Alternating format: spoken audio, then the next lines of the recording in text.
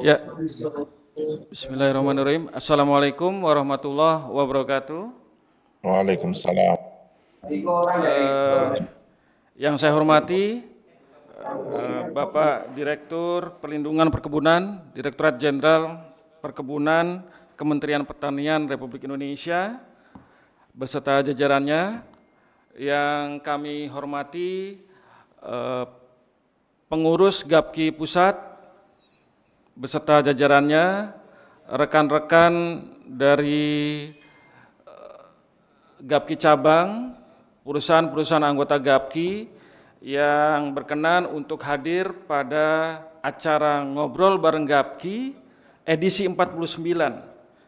Di sini tercatat saya lihat ada sekitar 234 peserta, alhamdulillah. Di mana untuk kali ini kita mengambil topik yaitu sosialisasi Permentan nomor 6/2025 tentang perubahan atas Peraturan Menteri Pertanian nomor 5 tahun 2018 tentang pembukaan dan atau pengolahan lahan perkebunan tanpa membakar. Sebelum kita masuk ke acara puncak, kami persilahkan kepada Bendahara Umum Gapki Pusat, Ibu Mona Surya, untuk memberikan kata sambutannya. Waktu dan tempat kami persilahkan Ibu. Terima kasih Pak Bambang. Recording in progress. Assalamualaikum warahmatullahi wabarakatuh. Selamat pagi dan salam sejahtera bagi kita semua. Yang kami hormati Bapak Hendrat Mojo Bagus Hudoro, Direktur Perlindungan Perkebunan. Yang terhormat pimpinan dan pengurus Gapki Pusat.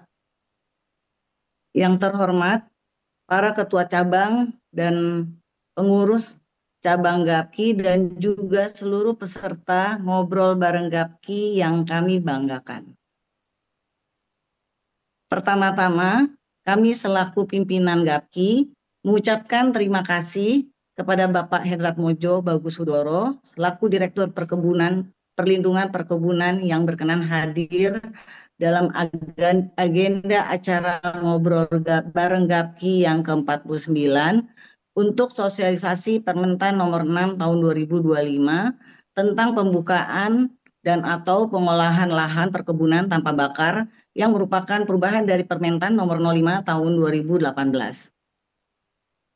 Kami juga mengucapkan terima kasih kepada seluruh anggota Gapki yang hadir dalam acara Ngobrol Bareng Gapki yang ke-49 ini. Tentunya kita berharap acara ini benar-benar bermanfaat bagi seluruh peserta, khususnya dalam tata kelola perkebunan kelapa sawit yang efektif dan efisien. Acara Ngobrol Bareng Gapki ini merupakan acara rutin yang diselenggarakan oleh Gapki sebagai media untuk memberikan informasi terkini bagi anggotanya, baik dalam bentuk kebijakan, peraturan perundangan, perizinan, maupun hal-hal teknis terkait dengan tata kelola pengembangan kelapa sawit. Kami tentunya juga berharap agar acara Ngobrol Bareng Gapki yang ke-49 ini benar-benar bermanfaat bagi Ibu dan Bapak sekalian, apalagi narasumber adalah langsung dari Bapak Direktur Perlindungan Perkebunan yang memang membidangi keluarnya Permentan 06 ini. Apabila Ibu Bapak yang nantinya ada pertanyaan, ada respon positif, bisa langsung disampaikan dalam acara ini. Kepada Bapak Bambang Dwi Laksono, Ketua Bidang Sustainability, selaku moderator, kami juga mengucapkan terima kasih. Demikian kami sampaikan dengan mengucapkan Bismillahirrohmanirrohim, acara Ngobrol Bareng Gapki ke-49 ini kami nyatakan dibuka. Wabillahi taufiq wal hidayah. Wassalamualaikum warahmatullahi wabarakatuh. Terima kasih. Terima kasih Ibu Mona Surya yang kami hormati, kami banggakan. Baik, sebelum kita masuk ke acara puncak, yaitu mendengarkan paparan dari Bapak Direktur Perlindungan Perkebunan, Insinyur Hendrat Mojo Bagus Hudoro MSc, perkenankan kami untuk memberikan semacam prolog terkait dengan Permentan nomor 6 tahun 2025 ini. Seperti tadi yang diungkapkan oleh Ibu Mona bahwa GAPKI secara konsisten sesuai dengan visi misinya berusaha untuk memberikan masukan-masukan konstruktif terhadap kebijakan-kebijakan yang ada di sektor perkebunan. Tidak terkecuali dengan Permentan nomor 5 tahun 2018 yang sebetulnya sampai saat ini usianya sudah sekitar 7 tahun. Tercatat bahwa GAPKI telah memberikan usulan terkait dengan perbaikan atau amandemen Permentan nomor 5 tahun 2018 ini. Yaitu ada 2 kali kita ajukan kepada Kementerian Pertanian. Yang pertama adalah 1 Desember 2023. Itu kita mencermati terkait dengan deteksi dini, kemudian aspek pencegahan yaitu terkait dengan embung dan kelompok jenis perlengkapan personil manual maupun regu. Yang kedua, secara komprehensif setelah kita menerima sosialisasi dari Kementerian Pertanian terkait dengan rencana amandemen Permentan nomor 5 tahun 2018 ini, kami mengirimkan kembali surat masukan kepada Kementan yaitu pada tanggal 18 Maret 2024. Ada 3 item yang kita sampaikan di sana, yaitu terkait dengan konten atau isi, kemudian juga lampiran, bahkan dengan format-format juga kita coba untuk mengusulkan secara konstruktif kepada Kementan. Kemudian kalau kita lihat Bapak Ibu peserta, bahwa sebetulnya Permentan nomor 5 tahun 2018 ini tidak dicabut, tetapi diamandemen. Ada item-item yang dihilangkan dan ada item-item yang ditambah. Jadi pada saat kita nanti mendengarkan paparan dari Bapak Direktur, kami berharap bahwa di depan Bapak Ibu sudah ada 2 dokumen. Yang pertama adalah Permentan nomor 5 tahun 2018, kemudian yang kedua adalah Permentan nomor 6 tahun 2025. Sehingga kita dapat lebih memahami terkait dengan apa-apa yang menjadi strengthen point dari Permentan nomor 6 tahun 2025 ini. Kemudian untuk tidak berlama-lama, kami akan serahkan tempat dan waktu kepada Bapak Direktur Perlindungan Perkebunan Kementerian Pertanian, Bapak Hendrat Mojo Bagus Hudoro MSc, untuk memberikan paparannya sekitar 45 menit Bapak. Setelah itu akan kita lanjutkan dengan tanya jawab.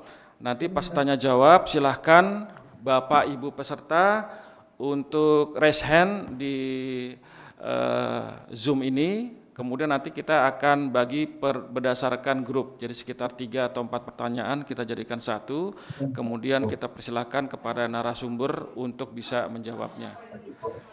Baik, kepada Bapak Hendrat Mojo, waktu dan tempat kami persilahkan.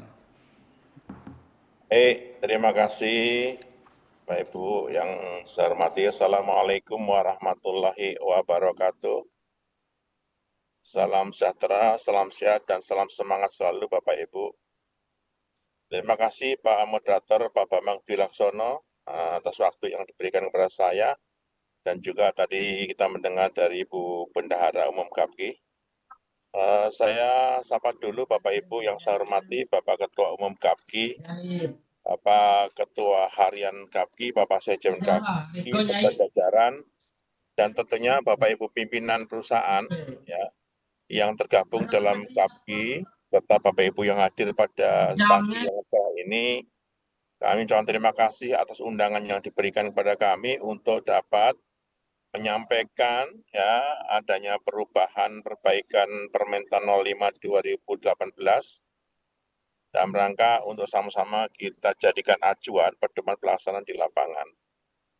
Terima kasih Pak, ini acara yang menurut saya sangat tepat ya, kita acara santai, ngobrol bareng. Ngobrol bareng itu berarti ngobrol-ngobrol tetapi bisa memberikan pemahaman yang sama, menyamakan persepsi berkaitan dengan beberapa item perubahan yang ada di dalam Permentan 05 2018. Bapak Ibu yang saya hormati, yang kami banggakan, dan tentunya kita selama ini sudah saling beriringan ya, satu dengan pemerintah, kemudian dengan perusahaan swasta, perusahaan negara, dan juga masyarakat pekebun rakyat, khususnya pekebun sawit.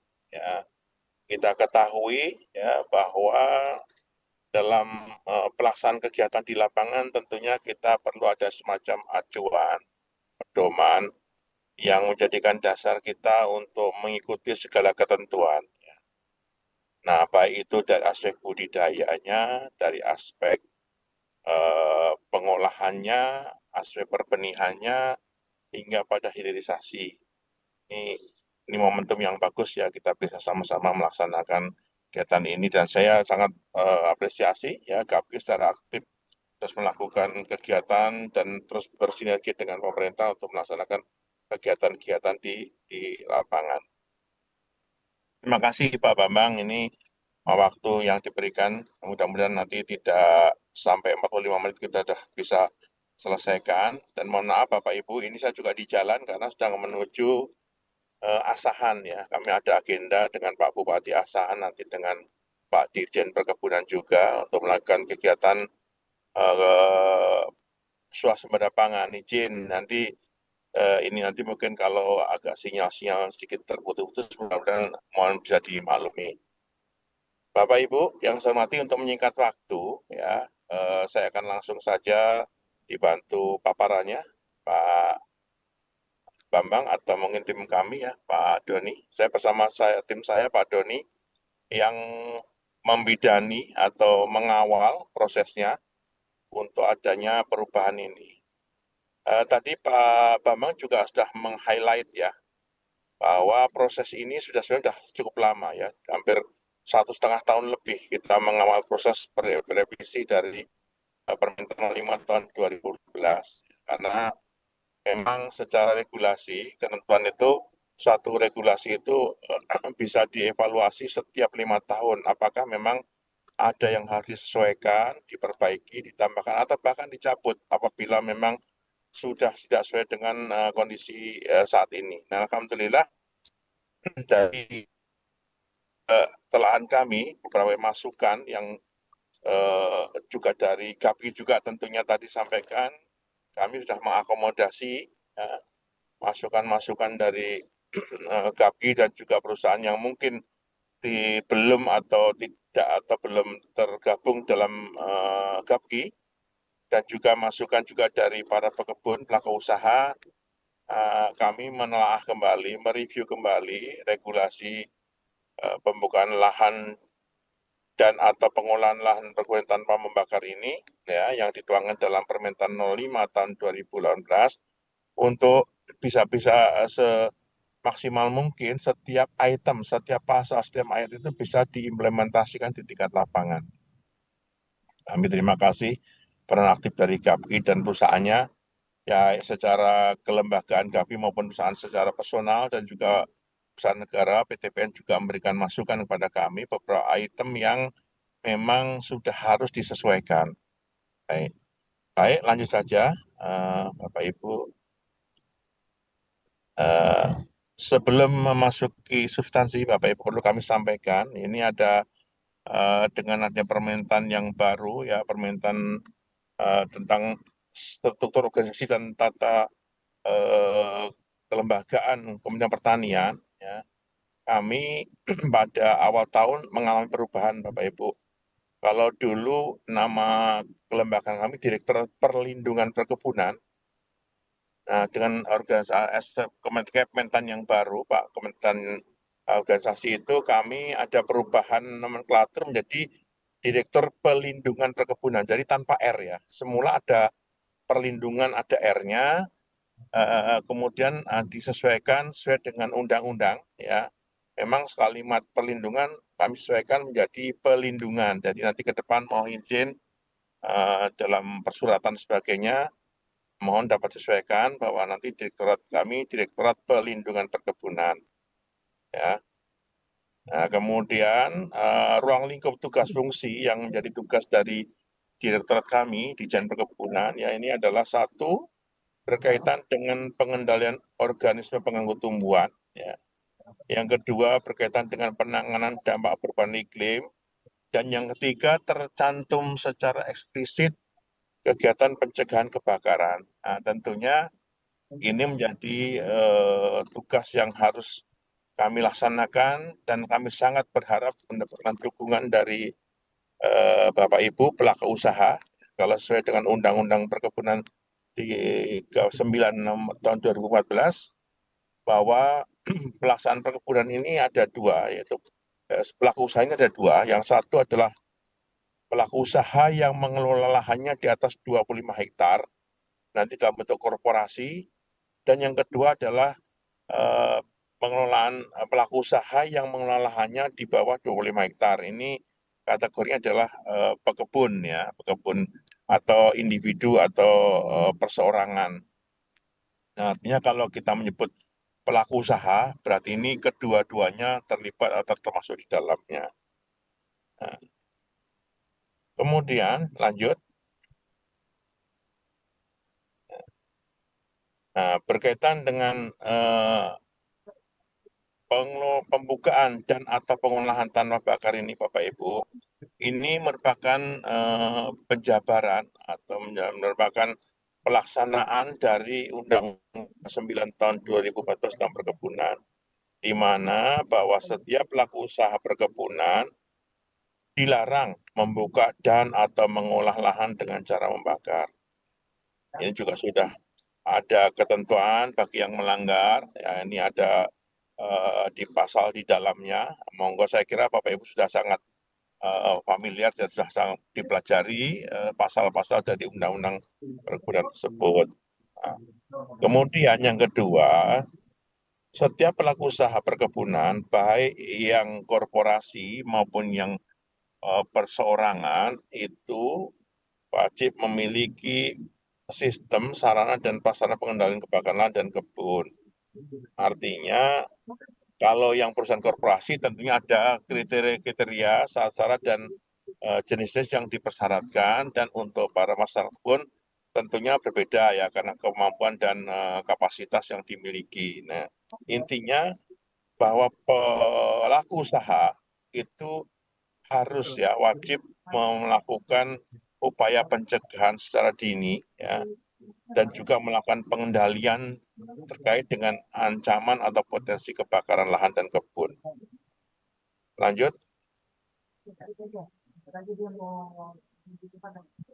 Ya, kemudian Bapak Ibu,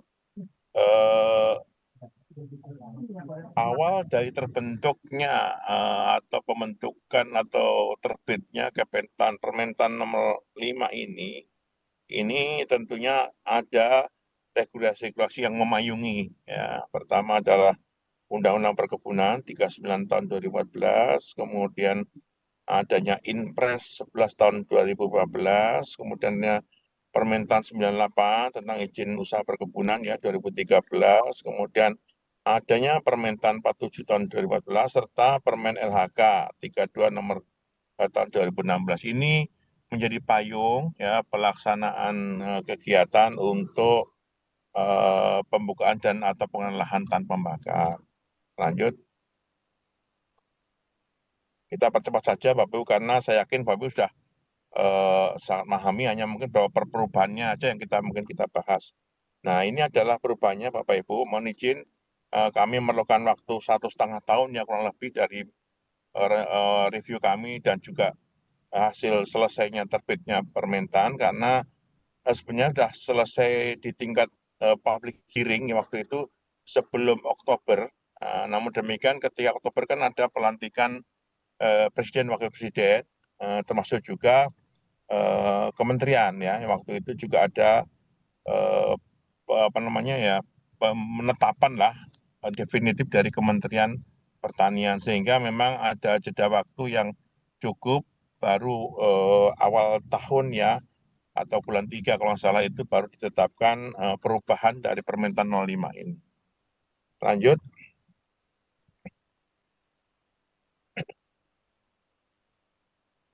Nah, ini adalah Permentan perubahannya. Tadi sampaikan tidak dicabut, Bu, Bapak Ibu, tetapi dirubah saja beberapa pasal yang memang secara substansial memang perlu ada perbaikan ya, baik dari aspek pelaporannya, perencanaan pelaporan, nanti perusahaan ada diminta untuk menyampaikan rencana kerja ya pembukaan lahan kepada pemerintah.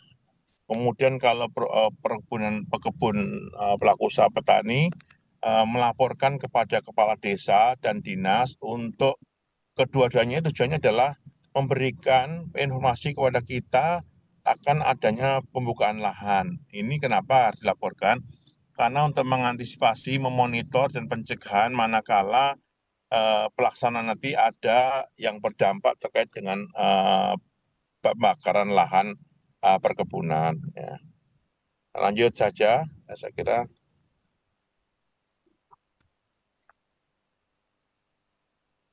Nah, kemudian Bapak Ibu, pada tataran di tingkat pelaku usaha perkebunan rakyat, untuk mencegah melakukan deteksi dini kegiatan pencegahan kebakaran ini, kami terus melakukan upaya-upaya penguatan kelembagaan, ya.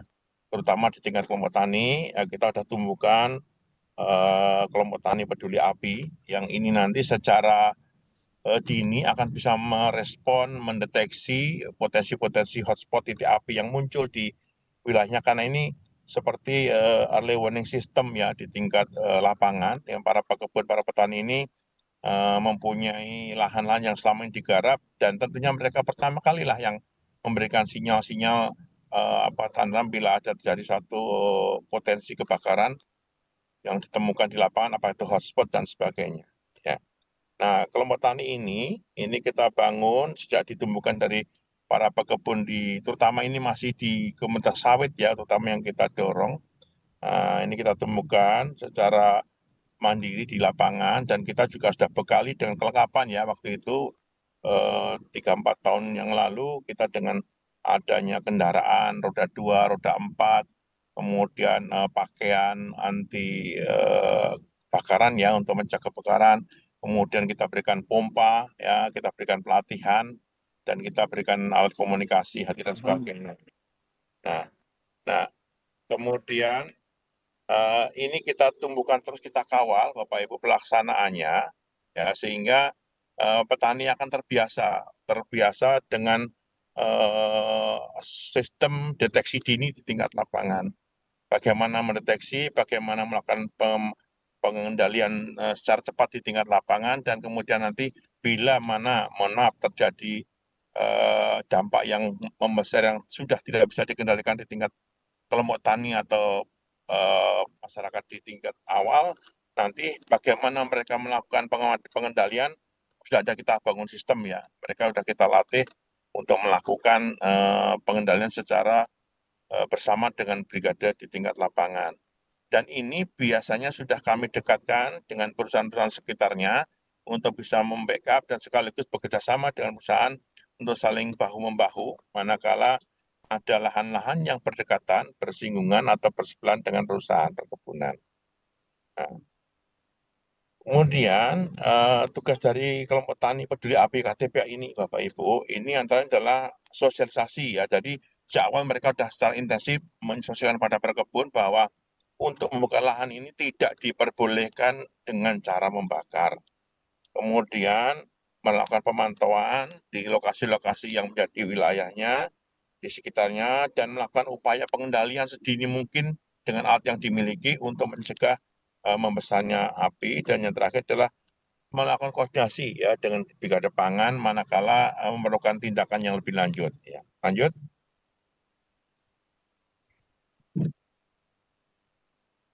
Nah, ini adalah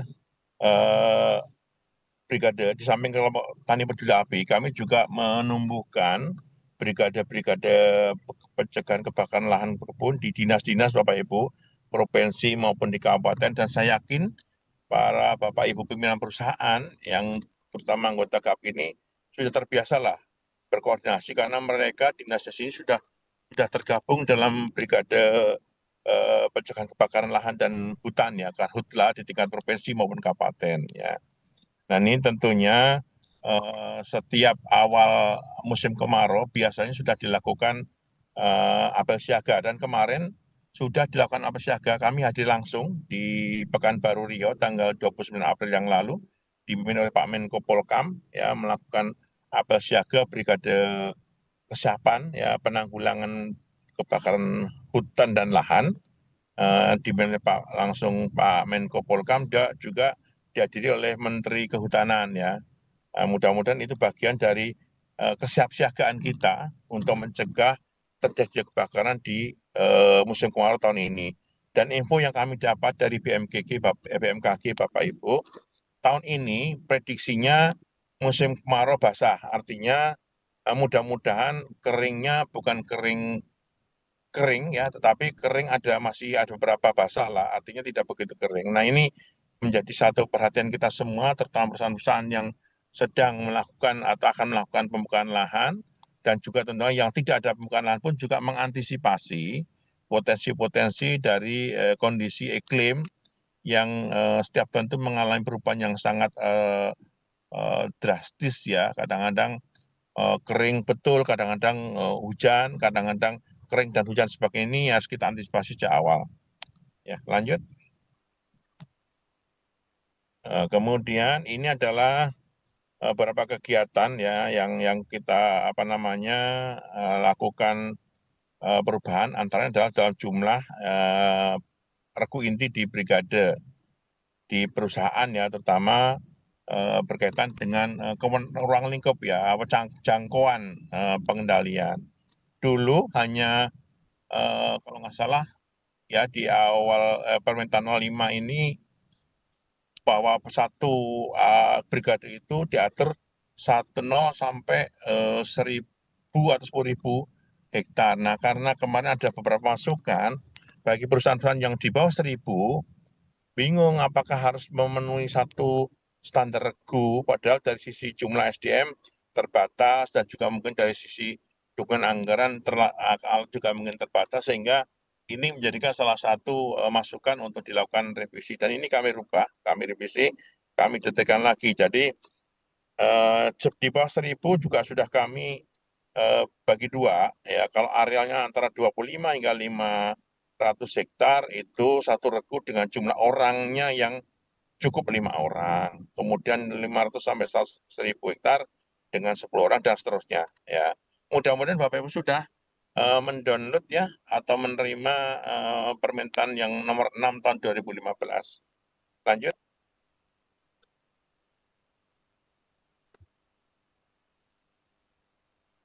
Nah, kemudian ini adalah pengendalian ya, peringatan dini ya.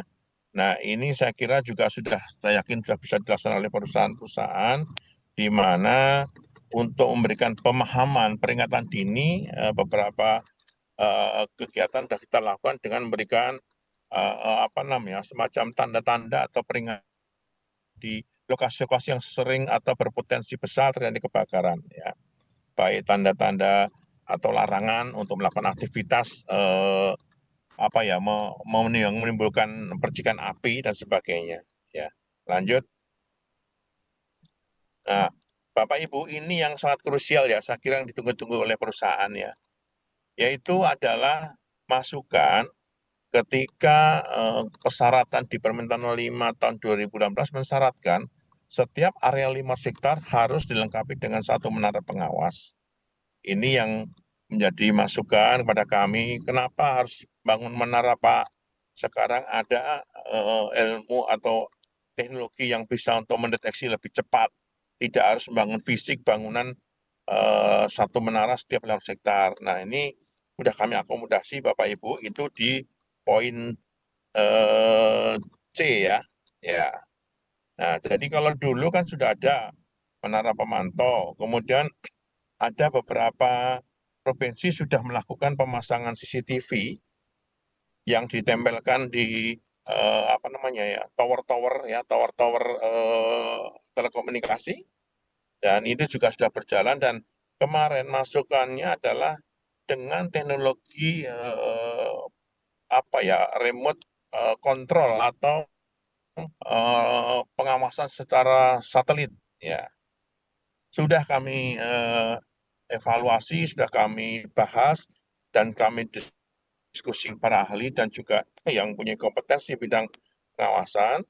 Memang secara teknologi yang sekarang kita sudah miliki dan juga tentunya cakupan yang lebih luas, ini memungkinkan dan terbuka peluang kita beri kesempatan perusahaan untuk dapat menggunakan teknologi ini sebagai pengganti dari menara pengawas. Jadi Bapak Ibu, sekali lagi ini kami tekankan di sini, pada aspek pasal ini nanti, ini bukan tiga-tiganya harus dipenuhi, mohon maaf. Bukan tiga-tiganya dipenuhi, tetapi salah satu dipilih. Kalau memang belum mempunyai teknologi pemantauan secara online, monggo masih wajib membangun menara pengawas, menara pemantau api, atau menara pengawas yang dengan kamera atau CCTV, atau kalau sudah mempunyai kemampuan atau sarana prasarana yang mendukung berkaitan dengan satelit ya secara online, ini silakan monggo, pilihan ya, bukan keharusan semua tapi pilihan.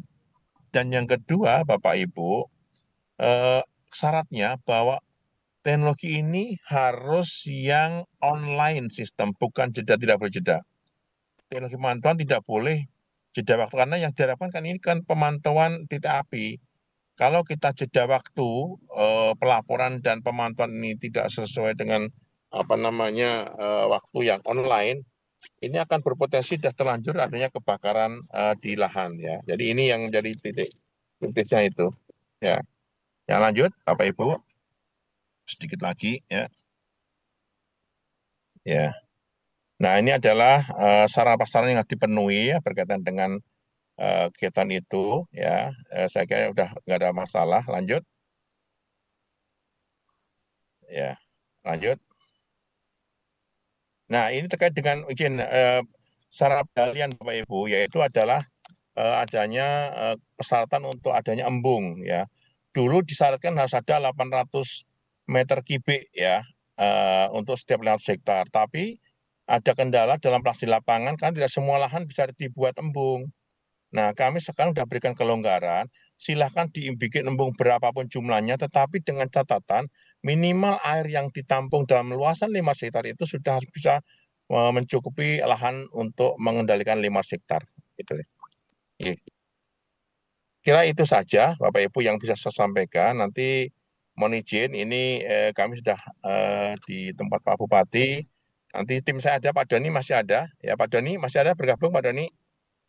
Jadi Bapak Ibu izin, ya saya mungkin akan sampai sini dulu yang bisa kami sampaikan Pak Bambang.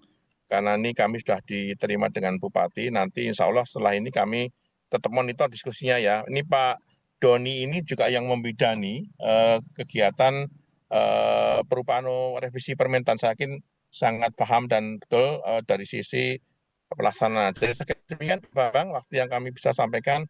Mungkin nanti akan berlanjut untuk diskusi ya. Saya izin sambil monitor karena sudah diterima Bupati ini Pak Bambang ya. Menizin Pak Bambang. Pak Doni silakan dilanjut Pak Doni. Baik, Pak.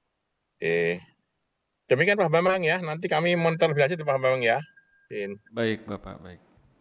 Terima kasih Bapak Ibu. Mohon maaf nanti kami akan bergabung lagi setelah acara di Asan ini. Demikian kami sampaikan. Terima kasih. Mohon maaf ada kurangnya. Wassalamualaikum warahmatullahi wabarakatuh. Waalaikumsalam warahmatullahi wabarakatuh. Baik, terima kasih Bapak Hendrat Mojo. Semoga acara di Kabupaten Asehan juga bisa berlangsung dengan lancar.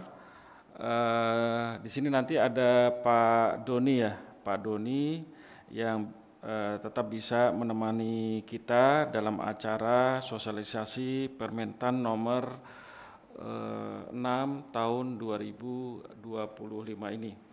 Baik, sebelum kita masuk ke acara tanya jawab, sedikit saya sampaikan penjelasan dari Bapak Hendrat Mojo. yaitu yang pertama Recording stopped. highlight bahwa sekarang ada pergantian nomenklatur, yaitu Direktur Recording in Pelindungan progress. Perkebunan. Kemudian juga tadi dijelaskan terkait dengan definisi dari pelaku usaha perkebunan itu dibagi dua, yaitu kurang dari 25 hektar yang disebut dengan pekebun dan lebih dari 25 hektar yang disebut dengan perusahaan perkebunan. Kemudian juga tadi ada highlight terkait dengan Undang-Undang 39 tahun 2014, di situ tegas menyatakan bahwa setiap orang dilarang untuk membuka atau mengolah lahan dengan cara membakar. Kemudian juga perusahaan perkebunan wajib memenuhi sistem, sarana, dan prasarana. Kemudian juga disinggung terkait dengan RKPPLP yang harus dimiliki oleh perusahaan perkebunan sebelum membuka atau mengolah lahan, sedangkan untuk pekebun cukup untuk melaporkan secara tertulis kepada kepala desa. Itu ada format sendiri kalau kita lihat dalam Permen TAN nomor 6 tahun 2025. Kemudian KTPA ini di highlight adalah ditetapkan oleh kepala dinas kabupaten atau kota, jadi bukan kepala desa. Kemudian Brigadir Dalkar Labun ditetapkan oleh dirjen atau kepala dinas.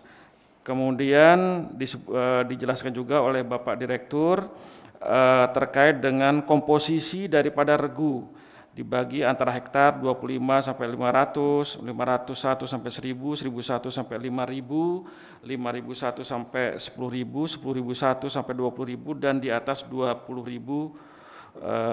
hektar dengan komposisi atau jumlah regu yang berbeda, juga dengan personil di setiap regu yang berbeda. Kemudian jelaskan terkait dengan operasional pengendalian Dalkar Labun di perusahaan, yaitu ada 4, ya, ada peringatan dini, deteksi dini, pemadaman, dan penanganan pasca kebakaran. Dan terakhir dijelaskan oleh Bapak Direktur bahwa ada kalimat dan atau untuk deteksi dini, ya, menara pemantau api, menara pengawas, dan atau sarana pemantauan titik panas yang terkoneksi dengan informasi titik panas secara real time.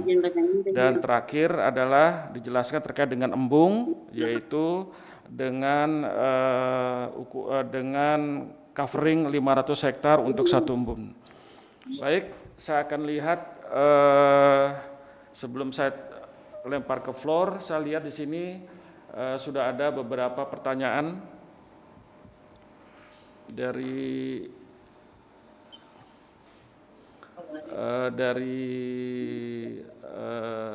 chat kita. Yang pertama adalah ini, oke. Oh ya, dari Pak, kita bagi 3 atau 4 dulu ya. Yang pertama adalah dari Pak di atas. Oh sudah ya.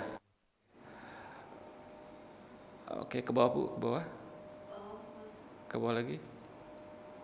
Ya, terus ke bawah lagi. Ya, yang pertama adalah dari Pak Suprayitno dari PT Ciliandra Perkasa. Pak Doni, beliau menanyakan terkait dengan Permen LH nomor 32 tahun 2000, Permen LH nomor 32 tahun 2016 versus Permentan nomor 5 tahun 2018 Jo 6 2025. Beliau mengatakan bahwa di situ ada perbedaan, sama-sama eksis tapi ada perbedaan terkait dengan pemenuhan regu dan sarpras yang berbeda. Kemudian juga Pak Yan Faisal, ya Pak Yan Faisal, teknologi PLTB apa saja yang bisa kita anjurkan ke petani pekebun, mengingat teknologi PLTB dengan alat berat butuh biaya tinggi yang rata-rata tidak dapat diadopsi oleh petani. Kemudian Pak Yan Faisal, oke. Kemudian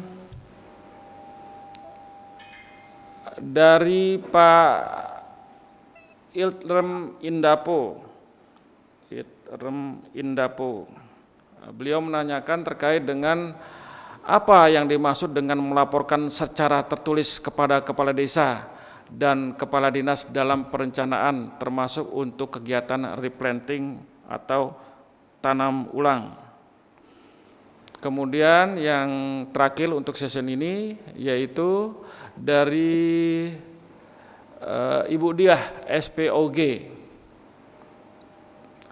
Izin Bapak Ibu mohon penjelasan terkait perbedaan kapasitas dari pompa induk dan pompa jinjing. Kalau di Permentan nomor 5 2018 mencantumkan HP-nya, sehingga saya kalau di Permentan nomor 5 2018 itu pompa induk itu 25 HP. Kemudian untuk pompa jinjing itu 5 HP. Di Permentan nomor 6 2025 ini dihapus, tidak ada. Silakan Pak Dani untuk bisa merespon 4 pertanyaan tersebut. Udah, pengen balik lagi, tahu lagi.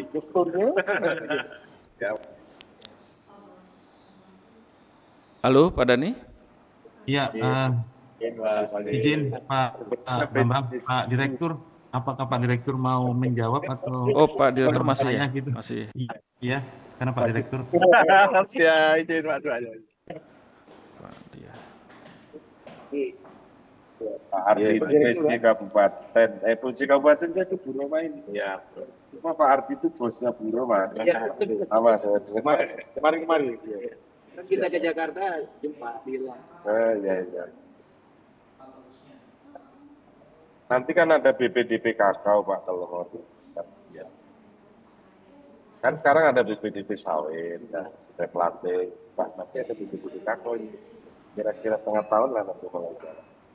Emang apa pasar ini? Iya, tanamnya ini kan. Mudah-mudahan nanti kalau kakao enggak. Jadi harus kakao kan kategorinya tanaman. Halo. Izin Pak, mungkin Pak Bagus atau Pak Dir di mute dulu Pak. Oh iya, mungkin IP2 ya Pak Wakil ya. Pak Bagus tadi masih ada acara ya dengan Iya, mungkin Bupati, ya? Pak Dir izin mungkin Pak Dir karena baru mendarat di kantor yang Kabupaten Asahan. Jadi mungkin agak sedikit riuh ya. Saya mohon izin Bapak dan Ibu sekalian melanjutkan perjuangan Pak Dir pada sesi pagi ini untuk menyampaikan materi terkait Permentan 6 tahun 2025. Mungkin saya langsung aja Pak untuk menjawab dari beberapa yang di chat itu ya, yang di chat. Yang pertama terkait Permen LHK, memang betul Pak, Permen LHK sebenarnya bukan payung sih Pak, tapi salah satu inspirasi kenapa Permen 5 itu ada. Karena sebelumnya memang sudah diatur di Permen 47, namun kami diminta untuk melengkapi apa yang sudah diatur di Undang-Undang 39, terutama di pasal 56, seperti apa sistem dan sarana prasarana yang harus ada, khususnya di pelaku usaha perkebunan. Kemudian pasti terdapat perbedaan karena yang berlaku di Undang-Undang 39 maupun di Permen 5-nya tentu sudah kami sesuaikan lagi berdasarkan saran dan masukan dari beberapa pelaku usaha, kemudian termasuk juga GAPKI yang sangat sering memberikan saran dan masukan kepada kami, terutama untuk perbaikan substansi Permen 5 tahun 2018. Mohon izin sebentar Pak. Pak Dani, mungkin maksud pertanyaan Pak Supraitno ini, kalau kita ingin melengkapi ya, sarana dan prasarana ini kita ikut yang mana? Apakah 32 2016 atau 5 2014 atau 6 Jo 6 2025? Apalagi kalau misalnya kita menghadapi isu atau terkait dengan kebakaran lahan. Ini mana yang mau kita jadikan pegangan gitu Pak?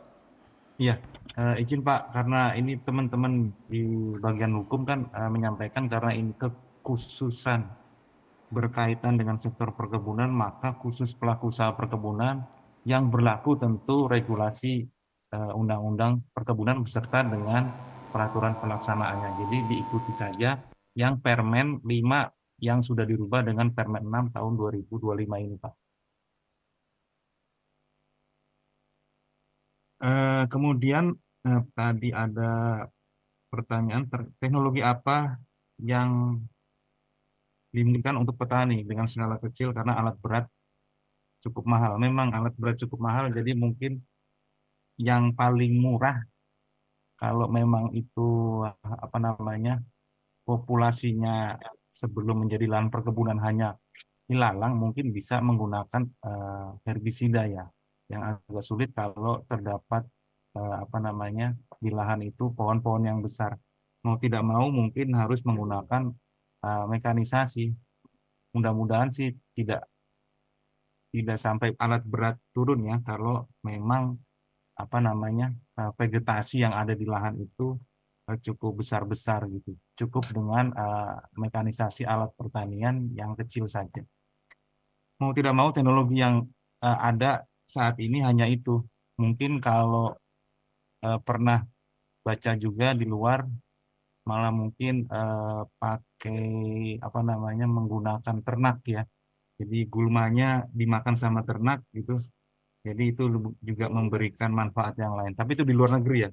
Kalau di Indonesia tentu mungkin tidak bisa diaplikasi karena mungkin berbeda lokasi ya. Kemudian apa maksudnya melapor secara tertulis? Nah, ini salah satu perbedaan di Permen 6 yang 2025 ini. Kalau sebelumnya yang diminta melapor secara tertulis pada saat pembukaan atau pengolahan lahan, maka di Permen 6 ini untuk pekebun juga diwajibkan melaporkan secara tertulis. Jadi di Permen 6 kami sudah lampirkan formulir yang disiapkan yang harus diisi oleh pekebun dan kemudian disampaikan kepada kepala desa dan kepala dinas tempat. Jadi aktivitas pekebun dalam pembukaan atau pengolahan lahan perkebunan mungkin termasuk nanti ada replanting yang ada kegiatan pembukaan atau pengolahan lahannya itu wajib dilaporkan kepada kepala desa dan kepala dinas tempat. Kemudian untuk tadi pekebun ya, menggunakan format 4A ya. iya Pak, kan Format sudah 4A diatur di ya, lampiran itu. perihal Iya, pembukaan dan atau pengolahan lahan perkebunan itu untuk iya pekebun betul Pak, di kami sudah format siapkan format laporannya Pak. ya 4A ya. Oke.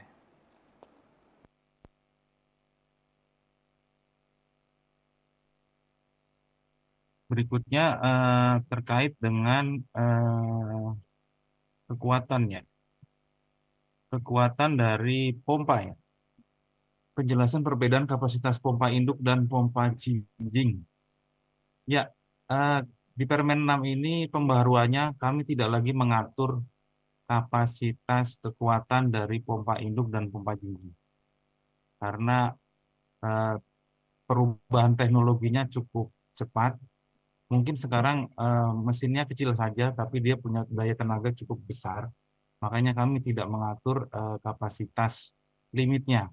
Jadi kami hanya batasi bahwa itu ada pompa induk dan pompa jinjing. Kalau secara harfiah, pompa jinjing ini bisa diangkat dengan satu tangan, kemudian dipindahkan ke tempat lain. Nah, itu pompa jinjing.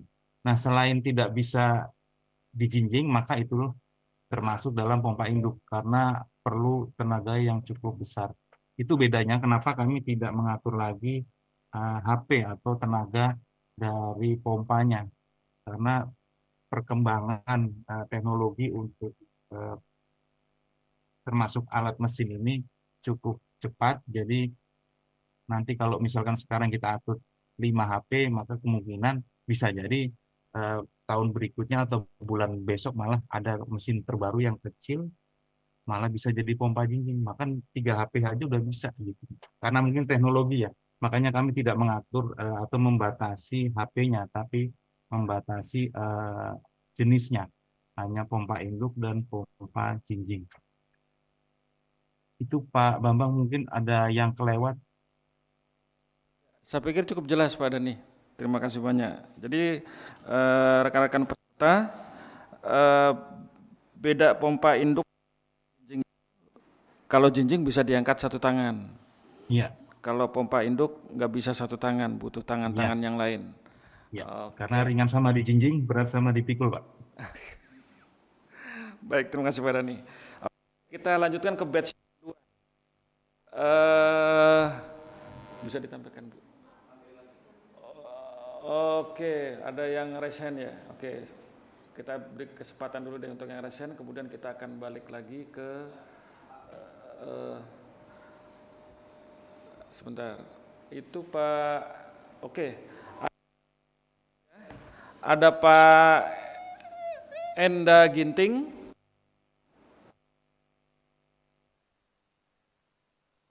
Siap, selamat pagi Pak. Pak Bagus. Ibu.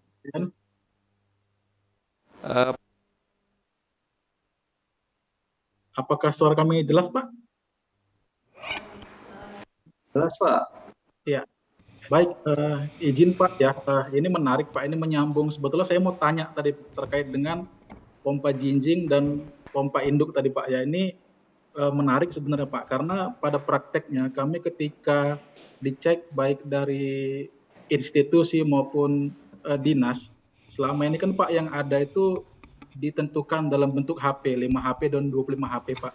Dan di regulasi yang baru itu Pak, ada penambahan untuk jumlah pompa yang induk dan jinjing. Nah, perlu Pak sama-sama kita ketahui, kami yang selama ini di lapangan Pak, untuk satu regu yang selama ini kita pakai 2 pompa HP itu ditambah, 2 pompa induk yang 25 HP ditambah menjadi 5 jumlahnya Pak. Nah, di sini perlu sama-sama kita tahu Pak, untuk membawa satu pompa itu butuh 4 orang, sedangkan satu regu itu jumlahnya hanya 15 orang Pak. Artinya dengan jumlah satu regu itu untuk membawa pompa saja sudah habis Pak, personilnya seperti itu. Jadi ini perlu kita lihat sama-sama Pak, efektivitas dan kegunaan dari pemenuhan peralatan individu Pak ya. Jadi untuk membawa pompa induk saja pun sudah habis personil, belum lagi bawa pompa jinjing, dia pakai seragam, dia bawa selang, dia bawa nozzle dan lain sebagainya. Untuk yang lain kami kira tidak ada masalah Pak ya, dengan yang lama masih sama-sama saja, seperti menara, tambah kapasitas, dan empung juga ada perubahan yang sebelumnya tadi jadi dari luasan ke volume sekarang Pak. Itu aja yang menjadi fokus kami Pak. Terima kasih Pak. Ya, terima kasih Pak Enda Ginting. Lanjut dari Pak Biharul, Astra Agro, silakan. Oke, terima kasih Pak atas kesempatannya. Perkenalkan, saya Biharul, izin bertanya. Sebenarnya pertanyaan saya ada 2. Yang pertama tadi terkait pompa juga, tapi sudah terjawab ya, tadi sudah dijelaskan. Yang kedua, izin konfirmasi terkait ketentuan embung. Di Permentan itu kan sekarang dituliskan untuk tiap 500 hektar ada tempat penyimpan air sebesar 800 meter kubik gitu. Yang izin saya konfirm, dan tidak ada lagi ketentuan ukurannya.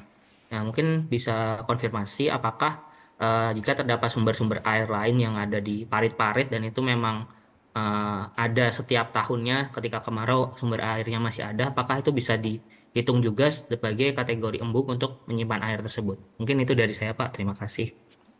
Ya, terima kasih Pak Biharul. Kemudian ini dari kawan lama saya ini, Pak Ridwan Sibuya. Silakan Pak Ridwan.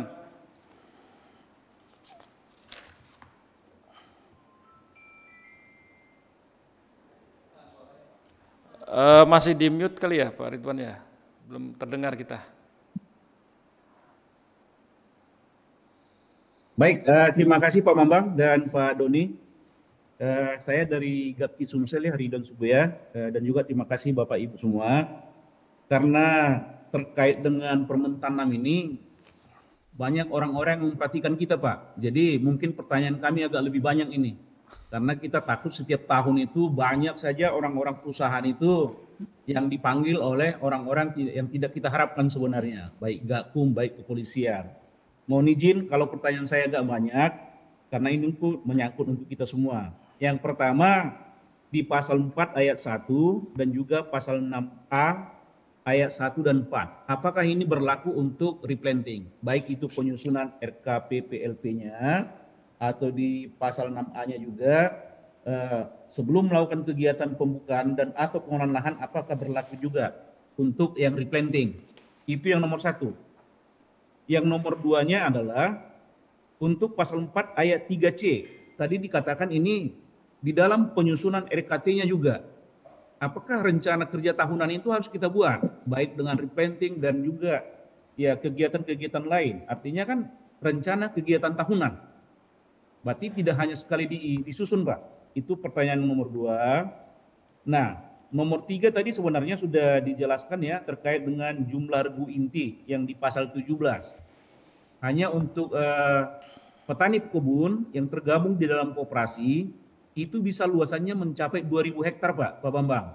Nah, kalau 2.000 hektar berarti kan jumlah personilnya sampai dengan 30 orang. Mungkin ini akan menyangkut pembiayaan. Nah, bagaimana pertimbangannya untuk koperasi yang petani pekebun yang tergabung di dalam koperasi sehingga jumlah personilnya juga sangat cukup besar. Nah, kemudian yang keempat, ini di pasal 21 tadi dikatakan oleh Pak Direktur ini bersifat opsional. Tetapi perlu kita perhatikan antara pasal 21 ayat 1A, B, dan C. Ini yang kita lihat opsionalnya adalah ayat 1, B, dan C. Sedangkan ayat 1A ataupun ayat 1A dan B atau ayat 1A dan C. Itu menurut pemahaman kami untuk opsionalnya, tidak tiga-tiganya.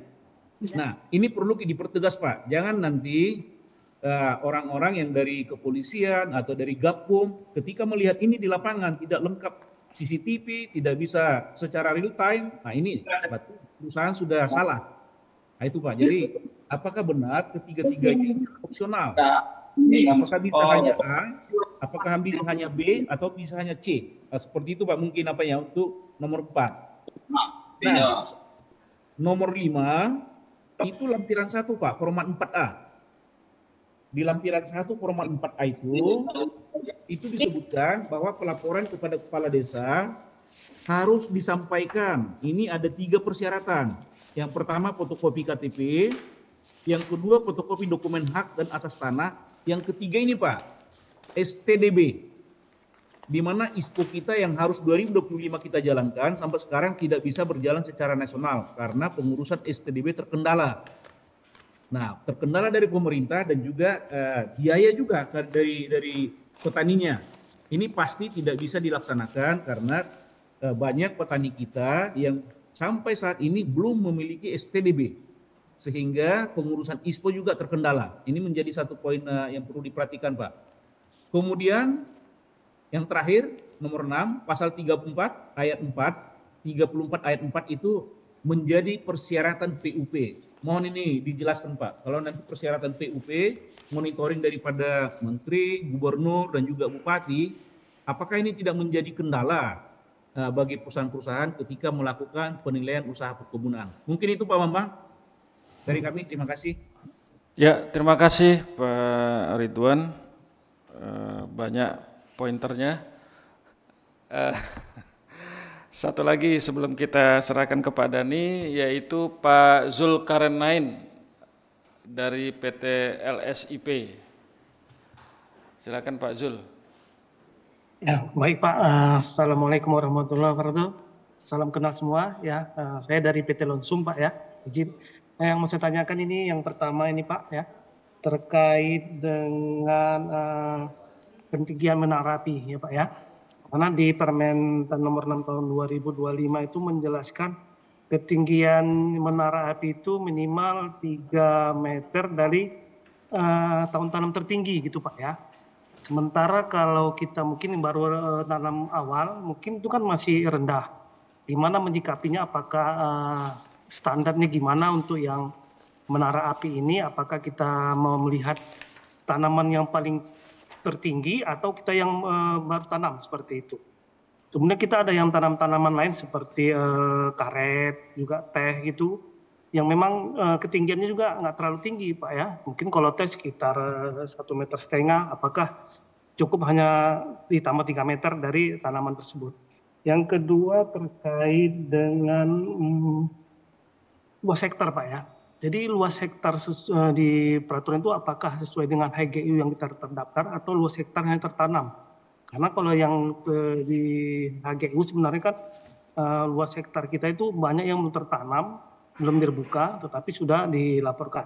Yang tertanam itu mungkin hanya separuh atau seperempat. Apakah itu masuk dalam kriteria Permentan nomor 6 tahun 2025? Terima kasih Pak. Assalamualaikum warahmatullahi wabarakatuh. Waalaikumsalam warahmatullahi wabarakatuh. Ya, sudah ada 4 penanya. Pak Endo Ginting terkait tadi masih minta penjelasan terkait dengan pompa, jenis pompa maupun jumlahnya.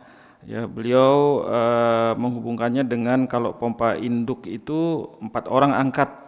Jadi kalau misalnya dinaikkan jumlah regunya jadi 5, dari 2 jadi 5 gitu.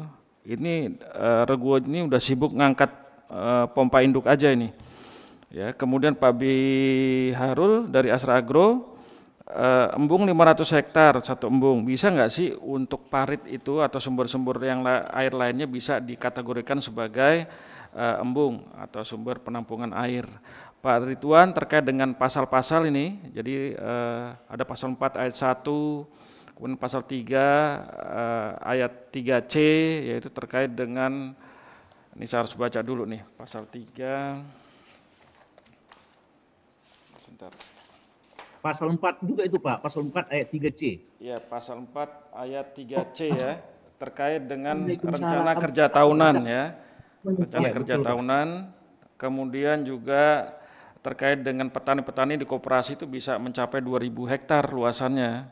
Ya, jadi kalau 30 orang nih terkait dengan biaya nih, gimana solusinya? Kemudian pasal 21 dijelaskan, yaitu terkait dengan dan atau di sini ya. Jadi apakah A, B, C ya, apakah dan atau itu A cukup, B atau cukup, C cukup dan sebagainya, tolong dijelaskan terkait dengan ini. Kemudian format 4A. Ini format yang baru, dulu di Permentan 5 ini belum ada, sekarang ada di 4A. Di 4A ini ada format untuk pekebun, untuk melaporkan kegiatan pembukaan dan atau pengolahan lahan. Ya. Di sini ada syarat STDB yang menurut Pak Ridwan juga sulit. Mungkin saya bisa tambahkan juga di sini di formatnya ini nggak ada kapan pembukaan atau pengolahan lahannya itu dilakukan. Kemudian luasannya gimana, kemudian juga sudah melaporkan feedbacknya gimana dari kepala desa nih, apa setuju atau nolak atau ada catatan, ini formatnya bisa kita lihat di mana gitu. Jadi bukan hanya pelaporan kepada kepala desa, tapi responnya dari kepala desa atau lurah ini juga seperti apa. Kemudian terakhir dari Pak Zulkarnain dari London Sumatera terkait dengan di lampiran ya, di lampiran itu ada konstruksi dari menara api ya. Dari menara api di situ dituliskan bahwa ketinggian lantai menara pemantau api minimal 3 meter di atas tajuk tertinggi tanaman. Nah, ini mohon penjelasan terkait dengan hal tersebut. Kemudian yang dimaksud dengan luasan itu apakah itu luasan tertanam atau luasan izin atau luasan apalah, kira-kira seperti itu. Silakan Pak Dani. Baik, harusnya lebih banyak lagi pertanyaannya nih, supaya nanti nggak tanya-tanya lagi. Oke, nanti kita tampung beberapa, kemudian baru kami ini kan ke Pak Dani. Kalau nanti ada yang kelewat, mungkin sesinya kurang gitu, bisa nanti ditampung secara tertulis gitu ya. Siap. Karena ini PTPN juga baru kirim surat gitu, minta penjelasan. Satu-satu dapat kami jelaskan sebagai berikut. Yang pertama untuk Pak Ginting, nanti regunya sibuk ngangkat pompa karena pompanya harus banyak gitu. Kalau memang pompanya banyak ya nggak semuanya harus dibawa gitu, apalagi kalau kebakarannya tidak banyak gitu. Misalkan dari 100 hektar, apakah 100 hektar itu terbakar semua? Ya tentu kami memperhitungkan mudah-mudahan tidak semuanya terbakar gitu ya. Mungkin cukup 1 pompa saja yang dibawa gitu. Jadi kenapa tidak kami atur sekarang HP-nya itu tadi. Mungkin yang pompa-pompa dengan spesifikasi saat ini mungkin harus pompa induk yang besar dan berat. Tapi siapa tahu di ke depan pompa induk itu nggak perlu yang berat-berat gitu ya. Nggak perlu yang besar-besar. Mungkin tidak 4 orang, cukup 3 orang aja bisa gitu ya. Mudah-mudahan nanti ada teknologi seperti itu. Itu untuk jumlah pompanya. Kemudian dari Astra, embung atau tempat penampungan air, bolehkah itu parit? Yang utama Pak, parit ataupun mungkin bentuk lainnya seperti toren atau tangki air, itu silakan saja Pak. Yang penting punya fungsi seperti embung, yaitu menyimpan air. Kalau seumpamanya ada tangki dengan kapasitas 200 meter kubik, maka dalam 500 hektar itu harus ada 4 tangki. Itu salah satu ilustrasinya seperti itu. Demikian juga dengan misalkan tadi dalam bentuk parit. Kalau memang parit itu bisa menyimpan sampai dengan 800 meter kubik, silakan Pak, bisa digunakan parit itu sebagai tempat penampungan air. Kemudian Pak Ridwan dari Sumsel, untuk RKPPLP apakah berlaku untuk replanting? Selama replanting tidak ada kegiatan pembukaan atau pengelolaan lahan perkebunan, maka RKPPLP tidak berlaku untuk replanting. Mudah-mudahan replanting itu tidak ada kegiatan pembukaan atau pengelolaan lahan. Sepanjang itu tidak ada ya. Tapi kalau di kegiatan replanting ada kegiatan pembukaan atau pengolahan lahan perkebunan, maka diperlukanlah RKPPLP ini.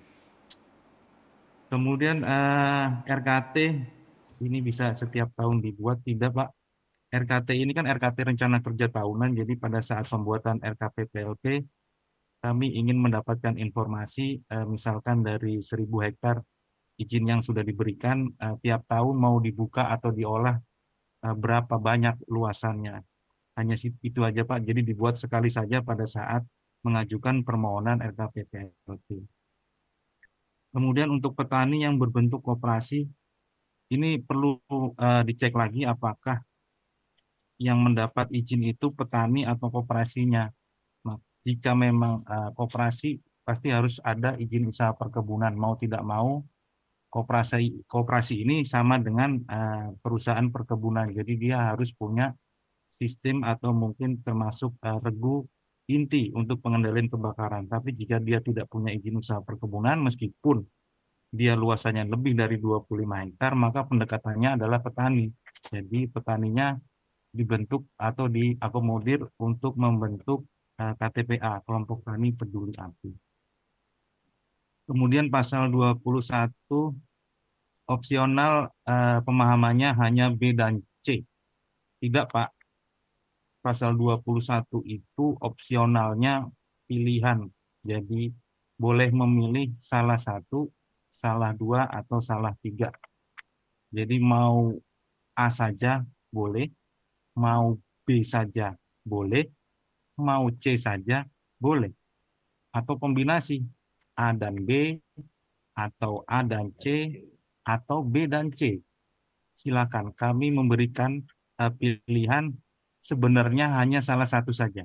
Tapi kalau salah semua nanti jadinya salah 3. Nilainya 7. Kemudian lampiran kepala desa. Oh, yang untuk pekebun ya. Untuk pekebun ini juga sama seperti pasal 21 tadi. Ini bersifat opsional.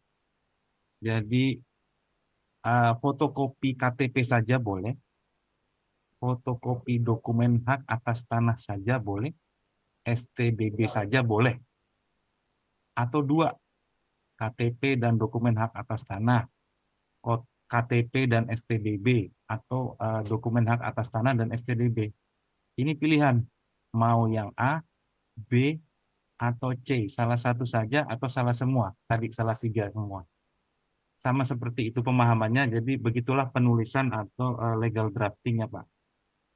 Kemudian persyaratan menjadi penilaian. Iya, jadi pemenuhan kewajiban pelaku usaha untuk melengkapi sistem sarana prasarana nanti akan menjadi salah satu, bukan akan, malah sampai saat ini pun juga menjadi salah satu faktor yang dinilai dalam penilaian usaha perkebunan.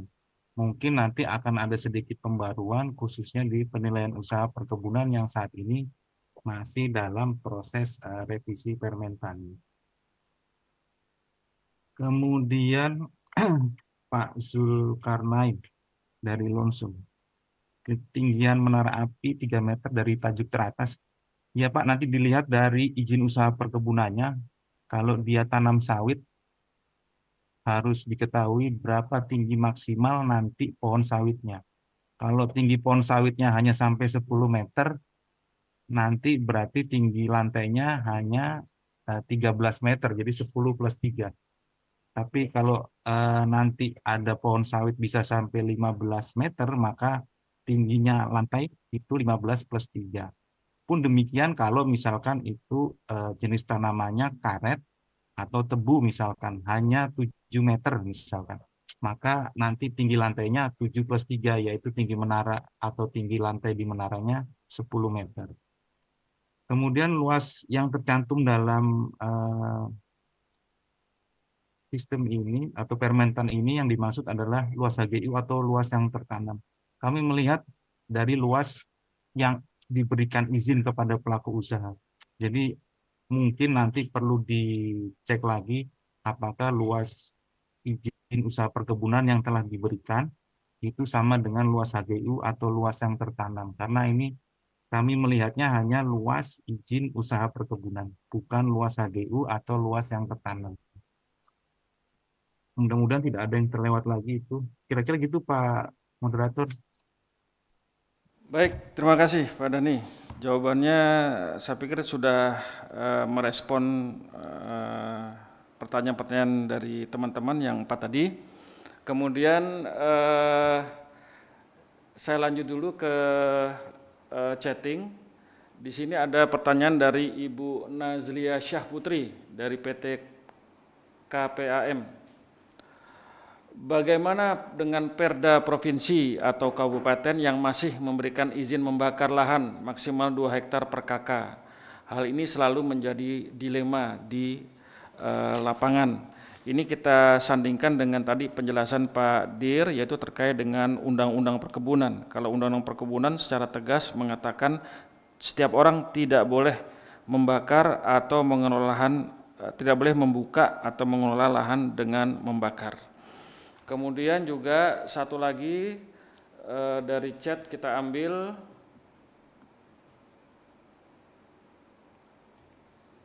dari Pak Nuryanto, PT CAP. Apakah perusahaan wajib membentuk KTPA? Yang kedua, deteksi tadi, yang kedua saya pikir sudah dijelaskan tadi oleh Pak Doni. Jadi nomor 1 saja. Apakah perusahaan wajib membentuk KTPA? Kemudian dari Floor silakan Pak Zaki. Kemudian yang kedua Pak Joko Trianto dan ketiga Pak Agung. Silakan Pak Zaki. Mohon to the point Pak Zaki, jangan panjang-panjang. Terima kasih Pak Bambang. Yang pertama masalah luas lahan tadi Pak, saya mohon kami mohon Pak itu dapat dituangkan dalam peraturan turunan Perdirjen. Karena ini menyangkut kewajiban masalah regu akhirnya ke Sarpras, Pak. Kami mohon dengan sangat, Pak, karena ini menjadi concern dari KLH. Yang kedua, pertanyaan kedua, masalah pasal 21 ini, Pak. Di situ ditekankan monitor deteksi dini titik panas, Pak. Titik panas, Pak ya, bukan titik api, Pak ya. Dalam Permen LHK nomor 32 tahun 2016, titik panas itu apa sih? Disebutkan di angka 51 adalah istilah untuk sebuah piksel yang memiliki nilai temperatur di atas ambang batas threshold tertentu dari hasil interpretasi citra satelit yang dapat digunakan sebagai indikasi kejadian kebakaran hutan dan lahan. Nah, kalau kita menggunakan yang poin A, menara api, pemantauan melalui menara api, Pak, indera mata kita tidak diciptakan untuk mendeteksi adanya perbedaan suhu, Pak. Kita hanya dikaruniai oleh kemampuan untuk melihat warna maupun bentuk. Sehingga seharusnya di pasal 21 ditambahkan titik panas dan atau titik api, Pak. Karena supaya kami mempunyai dasar hukum bahwa kami menggunakan teropong biasa binokuler, nggak ada masalah, Pak. Kalau titik panas, yang mau nggak mau kita harus menggunakan teropong thermal atau FLIR ya, forward looking infrared itu ya, yang harganya sangat mahal itu yang bisa digunakan tentara. Gitu, Pak. Jadi mohon ini diperbaiki, Pak. Yang kedua, di lampiran itu, Pak, menara api, di lampiran 3, huruf A, angka 3, itu disebutkan ketersediaan menara api untuk daerah-daerah yang berbukit, Pak, dapat disesuaikan. Ini menarik, Pak, bagi kami. Artinya, ketika apakah itu kewajiban menara api yang 1:600 itu dapat turun, karena kami bisa menempatkan menara api pada titik bukit yang tertinggi, puncak bukit tertinggi, atau seperti apa pemahamannya? Yang ketiga terakhir, ini masalah pelaporan, Pak. Sarpras dan personel organisasi di Siperibun, Pak. Siperibun ini paling menarik, Pak, buat kami. Kalau di Sinas, di Simpel, di BKPM, itu ada helpdesk-nya, ada narah hubungnya yang tercantum dalam website. Siperibun ini istimewa karena dia tidak ada siapa yang bisa dihubungi. Di mana helpdesk-nya nggak ada. Sehingga ketika kami mengalami kendala, kami bingung siapa yang mau dihubungi. Nah, di sini yang masalah Sarpras ini, Pak, Siperibun itu basis pelaporannya ada IUP, bukan PT. Dan ini punya implikasi nanti pada kewajiban. Sampai contoh gini, satu PT itu bisa punya lebih dari satu IUP, Pak. Bisa 2, 3, atau 4. Kalau misalnya gini, satu PT itu luasnya 8.000 hektar misalnya izinnya, maka dia akan kena huruf D, Pak ya. Dia D, 3 regu. Kalau dia punya 2 IUP, misalnya satunya dia 5.500, satunya lagi 2.500, maka dia akan membengkak menjadi 5 karena dia kena poin C dan D.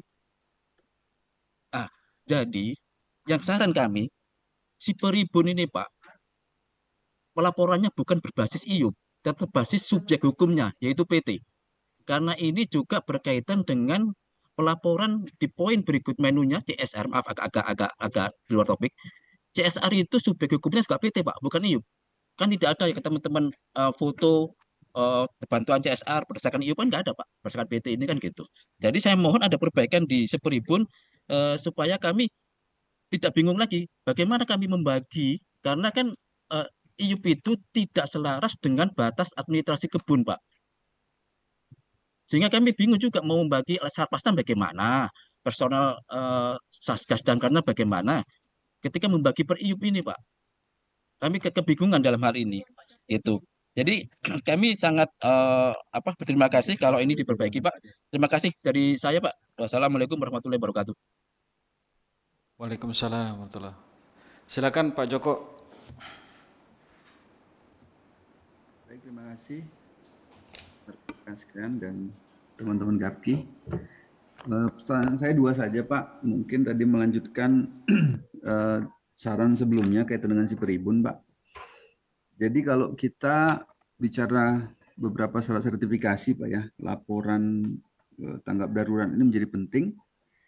Dan kita temukan di daerah terutama Pak ya, itu memang akhirnya kita itu harus melaporkan secara hard copy, Pak ya. Sehingga ini sih menurut kita sih kurang efektif dan efisien. Sehingga kita menyarankan supaya ini memang bisa dikonekkan dengan Siperibun, Pak ya. Termasuk juga dinas-dinas terkait yang mungkin membutuhkan laporan tersebut, Pak. Ya, sehingga kita kadang-kadang harus menyediakan 3-4 kopi begitu, Pak ya. Kita sampaikan secara manual ke dinas terkait, sehingga itu tidak efektif dan efisien. Kami menyarankan seperti kawan sebelumnya supaya ini si peribunnya yang pertama mungkin diperbaiki, karena memang kita juga menemukan itu Pak, tidak ada helpdesk dan sebagainya, ya tidak seperti di Simple dan sebagainya, juga connecting dengan departemen atau dinas yang lain begitu Pak. Ya, sehingga kita nggak bolak-balik nih bikin laporan seperti ini yang tentunya tidak efektif dan efisien. Kemudian yang kedua Pak, kaitan dengan pelatihan Pak ya. Ini juga kita sering menemukan persepsi yang berbeda-beda. Mungkin kami juga menyarankan di aturan turunannya juga ini juga dipertegas Pak ya. Karena ada yang bilang pelatihan siapa? Teman-teman kita dari Manggala Agni. Kadang-kadang juga pihak-pihak terkait pelatihan cukup dengan instansi-instansi yang berwenang kaitan dengan itu. Nah, ini juga menurut kami perlu dipertegas Pak di dirjennya, sehingga nanti tidak menjadi jebakan bagi kita semua begitu Pak, dan persepsinya itu tidak banyak begitu. Ya, ini akan sangat membantu kami di lapangan terutama untuk mempersiapkan tim terutama dari sisi pelatihan. Saya pikir itu Pak Bambang dan teman-teman, terima kasih. Assalamualaikum warahmatullahi wabarakatuh. Waalaikumsalam warahmatullahi wabarakatuh. Baik, ada pertanyaan dari Bu Nazlia, Pak Nuryanto, Pak Zaki, dan Pak Joko. Silakan Pak Dani, mulai dari Pak Bu Nazlia terkait dengan bagaimana dengan local regulation yang masih membolehkan masyarakat untuk membakar dalam rangka membuka atau mengolah lahan, apakah tidak bertentangan dengan undang-undang perkebunan ini? Silakan Pak. Baik, terima kasih atas responnya Pak, Bapak dan Ibu sekalian. Yang pertama untuk Ibu Nazlia, jika ada perda masih boleh membakar, maka disampaikan saja nanti Bu Nazlia kepada kami atau bisa langsung kepada Kementerian Dalam Negeri, karena jika memang perda itu dianggap bertentangan dengan undang-undang yang lebih tinggi, maka sudah kewajiban dari Kementerian Dalam Negeri bisa membatalkan perda dimaksud gitu. Dan sudah banyak atau mungkin ada beberapa perda atau mungkin peraturan kepala daerah yang sudah dicabut baik melalui mekanisme dari Kementerian Dalam Negeri maupun dicabut melalui kalau tidak salah Mahkamah Agung. Kemudian Pak Nuryana, apakah perusahaan wajib membentuk KTPA? Tidak Pak. Kewajiban membentuk KTPA bukan kewajiban perusahaan, tapi kewajiban dari pemberi izin, yaitu kepala daerahnya Pak. Jadi bukan kewajiban dari perusahaan perkebunan. Kemudian Pak Zaki, terima kasih saran dan masukannya. Tentu ada beberapa hal yang mungkin belum bisa ditulis dalam batang tubuh maupun lampiran Permentan ini, maka kami nanti akan menyiapkan lebih rinci lagi beberapa mungkin saran masukan dari Pak Zaki akan kami coba buat mungkin dalam bentuk kalau tidak salah kalau sekarang surat edaran ya, surat edaran Direktur Jenderal Perkebunan. Kami nanti akan bahas dengan teman-teman tim bagian hukum kami seperti yang Pak Zaki sampaikan, seperti apa titik panas itu, karena kalau saran Pak Zaki tadi, kalau titik panas teropongnya jadi mahal, padahal yang dimaksud regulasi ini, titik panas ini adalah titik belum tentu terjadi kebakaran, jadi masih berupa tadi perubahan suhu ya, belum ada dalam bentuk kebakaran atau api. Kemudian ketersediaan untuk daerah berbukit apakah dapat disesuaikan, makanya nanti kami akan diatur lagi apakah untuk lahan berbukit mungkin nanti tidak 500 hektar, mungkin bisa cukup satu menara api untuk 1.000 atau mungkin lebih 1.000 hektar atau lebih, karena dia lokasinya berada lebih tinggi dibandingkan lahan lainnya. Tentu ini nanti kami menunggu juga saran masukan dari Pak Zaki lebih detail lagi, sebenarnya ada berapa sih lahan yang seperti ini di kebun kelapa sawit kita. Kemudian untuk laporan Superibun ada perbaikan termasuk juga dari Pak Joko. Nanti kami akan sampaikan ke pemangku atau pengampu dari aplikasi Superibun agar ada perbaikan, jadi tidak lagi ada laporan manual, cukup saja laporan yang ada di Superibun, jadi bisa diakses juga oleh pemberi izin. Kemudian termasuk tadi Pak Joko menyampaikan saran pelatihan ini nanti yang regu siapa yang mengadakan, kami belum atur lebih detail lagi karena kalau kami atur lebih rigid lagi nanti justru nanti membatasi. Jadi pelatihan untuk regu inti atau tim damkar dari perusahaan perkebunan silakan dari instansi yang lain boleh atau mungkin dari lembaga lain juga boleh. Jadi kami tidak membatasi dulu untuk pelatihan ini dari mana saja gitu. Mungkin itu beberapa yang bisa kami jawab Pak Bambang. Ya, terima kasih Pak Doni. Ada lagi dari floor yang ingin bertanya? Izin Pak Bambang. Ya. Oh ya, Pak Agung tadi ketinggalan ya, maaf. Ya. Pak Agung satu, yang lainnya? Yang lainnya ada pertanyaan?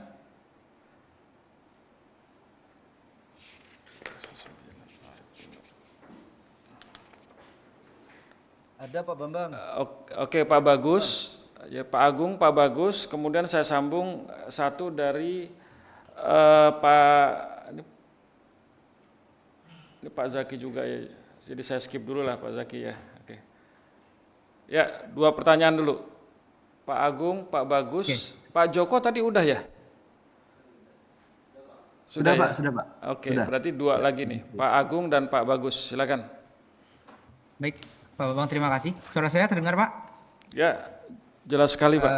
Tadi pertanyaan di chat saya kebetulan sudah dijawab oleh pembicara tadi. Saya menanyakan langsung saja terkait dengan lampiran 4 yang tadi sudah dibahas oleh Pak Enda Ginting sebenarnya. Di lampiran 4 untuk poin B, jumlah minimal perlengkapan regu untuk regu inti 15 orang. Di poin B di nomor 4. Di situ tadi disebutkan pompa bertekanan tinggi itu ada 5 unit. Seperti itu. Terus kemudian yang di nomor 4.1 kan untuk pompa bertekanan tinggi. Kemudian pompa jinjingnya jumlahnya tidak ada. Apakah memang pompa jinjingnya di situ kalau langsung disebut selang isap, selang keluar nozzle itu masing-masing 10, apakah itu artinya pompa jinjingnya 10 unit juga? Itu yang pertama. Terus kemudian secara teknis misalnya pompa induk bertekanan tinggi ini 5 unit, kemudian nanti kalau misalnya ada pengawasan selang keluarnya panjang minimal 20 meter per roll, itu 5 roll. Berarti secara logika satu pompa, satu selang. Apakah secara teknis pemadaman misalnya di lapangan kebakarannya selalu hanya 20 meter dari pinggir jalan misalnya atau dari sumber air kan mestinya tidak seperti itu. Kemudian saya merecap beberapa apa namanya yang ada di chat terkait dengan pompa, spesifikasi dan segala macam. Mungkin perlu ada peraturan turunan ya atau apa namanya perdirjen mungkin atau agar tidak misinterpretasi terkait dengan spesifikasi pompa tadi Pak. Misalnya tadi disebutkan juga ada flow-nya berapa, kemudian pressure-nya berapa dan segala macam gitu Pak. Karena nanti kebetulan sebagai informasi mungkin Bapak-bapak yang mungkin di sini kawan-kawan grower juga sudah ada dilakukan pengawasan oleh Gakum LH Pak ya. Bahwasanya mereka surplus yang dilihat itu juga melihat masa pompanya 5, selangnya cuma 5 Pak. Seperti itu contohnya. Mereka kan akan lebih sangat paham terkait dengan teknis pemadaman kebakaran hutan Pak. Seperti itu. Kebakaran hutan dan lahan, mohon maaf. Nah itu mungkin perlu ada mungkin spesifikasi teknis. Misalnya kalau misalnya tidak mau diatur HP, kita atur pressure-nya berapa range-nya berapa sampai berapa seperti itu. Flow-nya berapa liter per menit seperti itu contohnya. Kemudian pompa induk sebenarnya pompa induk dengan pressure sekian atau dengan HP sekian itu mampu berapa meter jangkauannya seperti itu. Itu mungkin perlu dikaji ulang terkait dengan spesifikasi pompa ini, Pak. Mungkin dari saya itu aja, Pak, karena tadi beberapa pertanyaan saya sudah dijawab. Terima kasih. Terima kasih Pak Agung. Lanjut Pak Bagus Kuncoro. Ya, terima kasih Pak. Selamat siang. Saya Bagus Kuncoro dari IOI. Ada beberapa mungkin mau memastikan untuk menegaskan aja terkait menara api, Pak. Di sini menara api memang di permen yang baru agak-agak membingungkan Pak ya, karena di Permen 5 2018 sudah menetapkan bahwa tingginya 15 meter dan dari platform atas itu sampai ke atap 3 meter. Terus ditambah lagi dengan yang baru, dia menjelaskan tinggi menara api 3 meter dari pucuk tertinggi. Nah ini ya, jadi bingung nih Pak. Kalau kita sudah punya menara api, kan nggak mungkin kita bisa nambah. Seperti itu. Apakah ini yang sudah punya menara api ya akan tetap seperti itu atau bagaimana, karena tidak dijelaskan di dalam regulasi. Dan kedua terkait yang tadi seperti yang Pak disampaikan bahwa ada pilihan terkait apakah kita menara api penggunaan CCTV atau identifikasi hotspot secara aktual. Nah ini tidak jelas dijelaskan Pak, apakah kalau kita sudah punya menara api dengan rasio yang sudah dipenuhi, apakah masih perlu kita tambah lagi dengan CCTV atau kita tambah lagi dengan identifikasi hotspot yang secara digital, karena itu juga biayanya lumayan tinggi Pak kalau kita pakai artificial intelligence-nya. Satu lagi Pak, terkait dengan embung. Tadi saya sudah mendengar bahwa untuk yang di parit bisa dijadikan bagian dari sistem penampungan air. Apakah itu sama dengan kanal? Karena di tempat kami juga ada unit atau perusahaan kami, dia memiliki kanal yang lumayan besar, dan itu juga kalau airnya di musim kemarau juga tidak secara evaporasi penurunannya juga tidak terlalu banyak, karena ini sering menjadi perdebatan kami pada saat ada kunjungan atau pemeriksaan.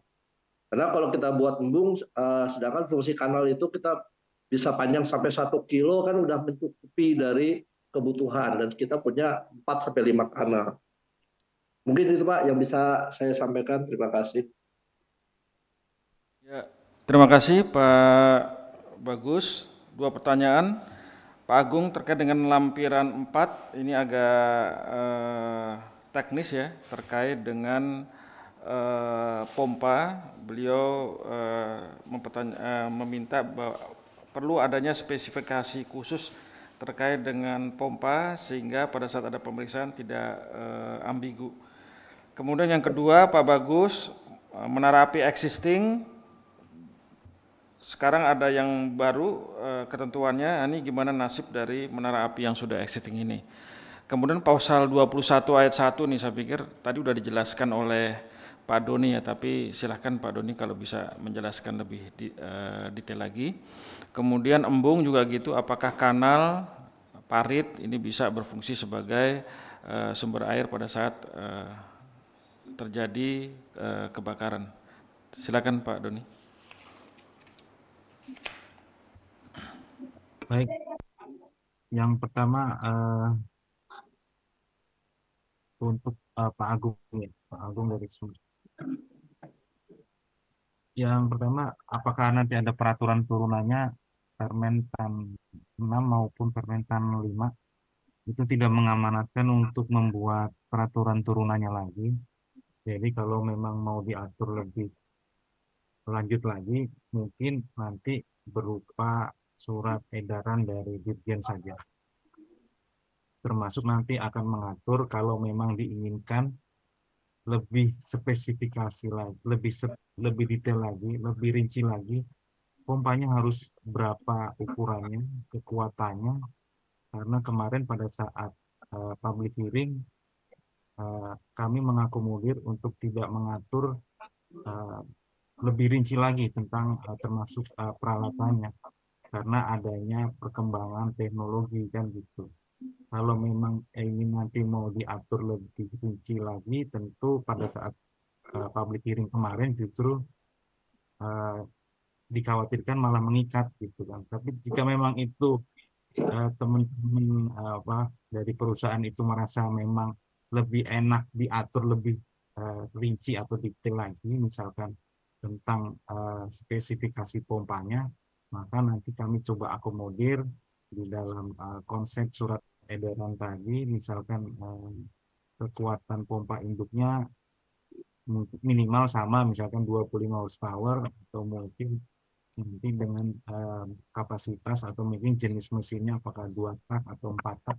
Tentu nanti kami akan bahas lagi dengan teman-teman di bagian hukum, apakah diatur lebih rinci detail lagi, karena pada saat public hearing kemarin itu tidak menghendaki untuk diatur lebih rinci. Kemudian pompa jinjing memang tertulisnya tadi ada 10 selang masuk ya, kemudian ada nozzle-nya. Tentu ini juga dapat dimaknai bahwa pompa jinjing yang tersedia juga sama, yaitu jumlahnya 10, sama halnya seperti ketersediaan sarana yang ada di tim yang berjumlah 10 orang. Jadi di situ ada 5 pompa jinjing, maka ada 5 juga selangnya, selang masuk dan selang keluar. Kemudian untuk menara, Pak Bagus, bagaimana dengan yang sudah punya, apalagi sudah memenuhi persyaratan seperti Permen 5 yang sebelumnya, maka apakah perlu ditambah lagi? Tentu tidak. Jika sudah memenuhi hanya menara saja, maka cukup itu saja yang dipenuhi.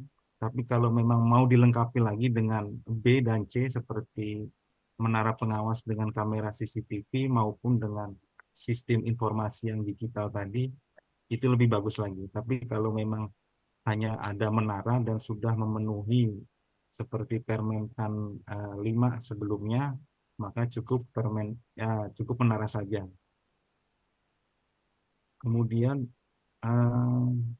ketinggiannya, sebelumnya diatur 15 meter, sekarang diatur 3 meter. Ya, ini berdasarkan hasil public hearing kemarin, jadi diatur bukan tinggi langsung 15 meter karena Permen 5 waktu itu tidak bisa diterapkan jika komoditinya bukan sawit. Makanya sekarang diatur tinggi menaranya itu 3 meter dari tajuk teratas tanaman, jadi sesuai dengan jenis tanamannya tadi, seperti karet, kelapa, atau mungkin nanti tebu atau teh yang gitu.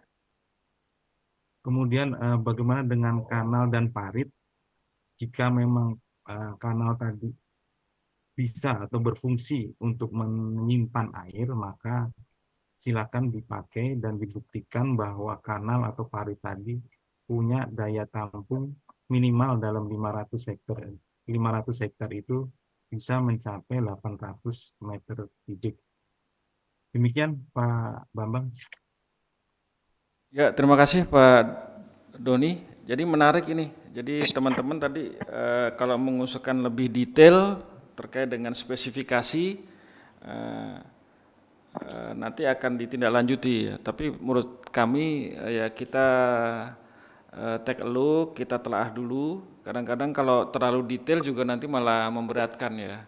Sedangkan yang ada di sini kita masih bisa melakukan katakanlah interpretasi terhadap hal ini sejauh masih dalam koridor yang ditetapkan di lampiran ini. Ya. Baik, terima kasih Pak Bambang. Ya, saya pikir sudah semua ya. Tadi Pak Ildam sudah bertanya, Pak Prayitno udah, Pak Joko udah. Saya lihat juga di chatting juga memang tidak semuanya kita ambil. Kalau ada kesamaan maka kita sudah berikan pertanyaan kepada Pak Doni. Jadi kalau tidak ada lagi yang ditanyakan. Pak Bambang izin sebentar Pak, ada pertanyaan Sedikit aja Pak, kalau diizinkan Pak. Ini dari siapa ya? Dari Indrem Pak. Pak Idrem. Ya, Oke. sedikit aja Pak. Last question ya dari Pak Idrem ya. Terima kasih Pak. Oke, silakan Pak Idrem sebelum kita tutup. Semangat pagi Pak. Jadi ada sedikit di lampiran 4 itu Pak, dengan poin 4 terkait dengan pompa air, bahwa itu ada pompa bertekanan tinggi. Jadi mungkin kami ingin bertanya Pak, kami kan kebetulan memiliki satu unit mobil damkar dengan satu pendukung mobil tangki. Kira-kira itu apakah bisa menggantikan itu Pak? Karena mobil damkar kami berkapasitas 1000 liter dan mobil tangki pendukung kami berkapasitas 2000 liter, tambah tangki portable ada 5000 liter. Kira-kira itu kalau untuk pompa induk itu kita tidak penuhi, tapi kita sudah memiliki ini, itu kira-kira gimana Pak? Baik, terima kasih Pak Idrem. Langsung saja ke Pak Doni, silakan. Baik, Pak Idrem, mohon izin, di mobil damkarnya itu ada pompanya juga Pak? Lengkap Pak, itu mobil asli memang dari, bukan kita yang memodifikasi Pak, tapi itu mobil memang yang kondisinya memang seperti unit damkar yang dimiliki oleh Pemkap gitu Pak. Baik Pak, untuk tangkinya nanti bisa diperhitungkan kalau menurut regulasi yang baru ini, tangkinya bisa dihitungkan sebagai tempat tadi penyimpanan air, menggantikan embung gitu, yang penting kapasitas minimalnya untuk 500 hektar dia 800 meter kubik. Untuk pompanya nanti tinggal dites aja Pak, kalau emang dia tidak bisa dijinjing berarti bisa masuk pompa tekanan tinggi atau pompa induk Pak. Oke, terima kasih Pak. Pada ini. Ya. Baik, terima kasih Pak Doni. Baik, rekan-rekan peserta ngobrol bareng Gapki kali ini, saya pikir sudah kita adopsi semua pertanyaan yang ada dan juga sudah dijawab secara gamblang oleh Pak Doni dan juga sudah dipresentasikan oleh Pak Direktur. Mudah-mudahan sosialisasi ini bisa lebih memberikan pemahaman kepada kita perusahaan perkebunan, terutama anggota Gapki, terkait dengan persyaratan-persyaratan yang harus dipenuhi terkait dengan pembukaan atau pengolahan lahan tanpa bakar dengan terbitnya Permentan nomor 6 tahun 2025 ini. Kepada Pak Doni tolong disampaikan terima kasih kami kepada Pak Direktur atas keluangan waktunya untuk bisa bersama kita memberikan penjelasan presentasi terkait dengan Permentan nomor 6 tahun 2025 ini. Terima kasih kepada semuanya. Sebagai akhir kata kami ucapkan wassalamualaikum warahmatullahi wabarakatuh. Waalaikumsalam. Waalaikumsalam. Terima kasih Pak Dwi. Waalaikumsalam. Terima kasih Pak. Terima kasih Pak Bambang ya. Ya, sama-sama Bapak. Sehat semua Pak. Waalaikumsalam. Terima kasih Pak.